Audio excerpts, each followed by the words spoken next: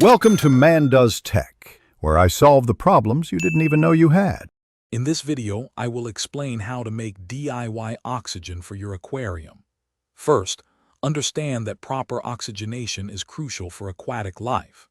This easy method helps maintain a healthy environment without complex equipment. It's a cost-effective way to ensure your fish thrive, especially in situations where traditional air pumps are unavailable or impractical.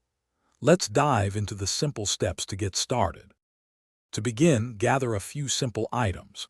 You'll need a clean plastic bottle, ideally around 1 liter capacity, which will serve as your reaction chamber. Next, acquire some standard 3% hydrogen peroxide. This is key for oxygen production.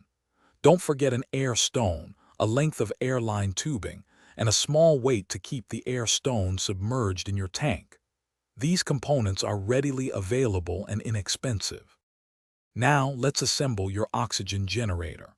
First, carefully drill a small hole in the bottle cap, just large enough for your airline tubing to pass through snugly.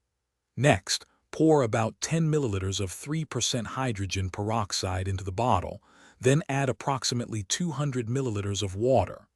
Insert one end of the tubing into the bottle, through the cap, and attach the air stone to the other end. Place the air stone in your aquarium and secure the bottle above the water level.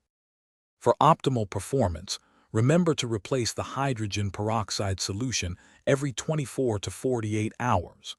This simple maintenance ensures a continuous supply of oxygen for your aquarium. This DIY method offers a reliable and quiet alternative to electric air pumps, especially useful during power outages or for smaller setups.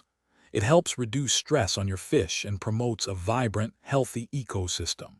And hey, for easy meal prep, check out the link in the description for some fantastic leak-proof containers and other great deals. Thanks for watching. If you found this helpful, don't forget to like and subscribe.